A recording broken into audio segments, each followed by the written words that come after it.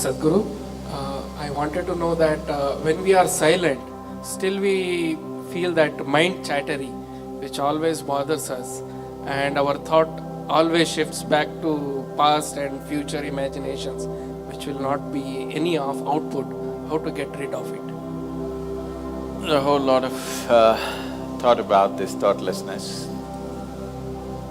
Thoughtlessness, no mind, these kinds of terms have been propagated all over the place, and these terms have been badly misunderstood and made into all kinds of things, and people are striving how to stop my mind. It took millions of years of evolution to get a mind of this kind of capability, isn't it? Millions of years of tremendous amount of nature's work that today you have a mind of this kind of scope. And now you want to stop it. Why is it that you want to stop it? If your mind was constantly producing absolute pleasantness for you, would you think how to stop this mind? Would you? No. It's producing a lot of unpleasantness. That's why you're thinking of how to stop the mind. This is the first thing, wherever you go in the world, this has gone so much into people's mind. If you tell them you meditate, they say, "But Sadhguru, I'm not able to stop my mind." I said, that will happen only after you stop your kidneys, liver, heart. You stop all these things, then the mind will also stop. Do you want it to stop? No. Then why do you want the mind to stop? Why do you have such a horrible prejudice against the mind? You don't mind if your heart is beating, you can meditate. You don't mind if your liver is working, you can meditate. Your kidneys are functioning, you can meditate. If your brain functions, you can't meditate, what is the problem? You seem to have something against intelligence, isn't it? This is the conspiracy of the stupid against human intelligence, that to meditate means your brain must be frozen. No. You don't have to freeze your brain. We were looking at this yesterday itself.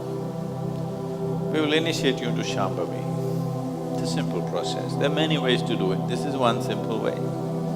But it's a powerful process. If you sit here, you will see your body is here, your mind is somewhere, who you are is somewhere else. Once there is a space between you and the mind, then what the mind is not doing, what the mind is doing is not even an issue. It is like you're stuck in the traffic jam. You know, you're struggling through the traffic. That's one experience. Suppose you are either standing on Chamundi Hill or you're floating in a hot air balloon and look down at all the traffic. Very peacefully, traffic. Why? There's a distance, isn't it?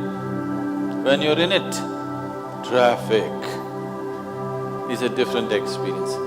From really high up there, sitting in a hot air balloon, you look down, you can't even hear the sounds. Looks wonderful, traffic, isn't it? Yes or no? Yes. Because there's a distance. So once there's a distance between you and your mind's activity, mind is not a problem. Mind is a miracle, it is not a problem.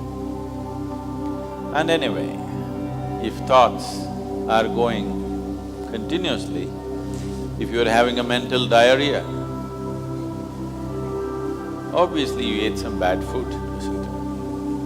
Yes. If you're having a physical diarrhea, you ate some bad food, isn't it? If you're having a mental diarrhea, you are obviously consumed something wrong. What this wrong thing could be is, the moment you identify yourself with something that you're not, then you're finished. Your mind is a continuous runs. There is no other way. Do what you want, try as hard as you want, it is not going to stop. If you do not identify yourself with anything that you are not. You know how to be with everything, you know how to use everything, but you're not identified with it, then you will see if you sit here, simply mind will be like this. You want to use it, you can use it, otherwise it'll be like this. Right now your hands are like this, or you're holding it tied up because it'll go all over, is it? No. You can keep it like this. You can keep it like this, you can keep it like this.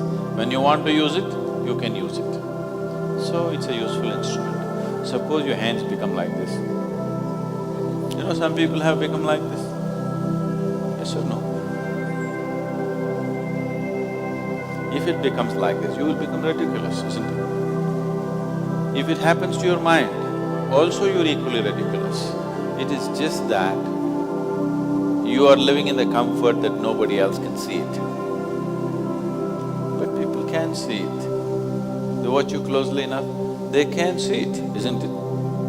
And whether they can see it or not, that's not the point.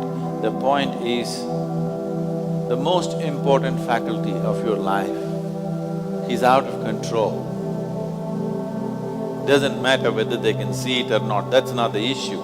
The issue is, the most important faculty in your life is out of control, doing its own rubbish all the time, not doing what you want it to do.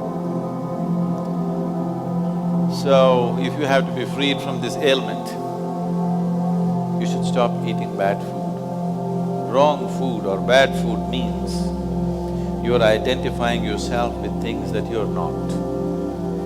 If you sit here, if you're not identified with this and with this, then you will see everything is just fine. Then your mind will do what you want it to do, otherwise it will simply hang there, and that's how it should be. Mind should not be telling its own stories all the time. It should tell the story that you want it to tell, isn't it? Otherwise it's quite a nuisance.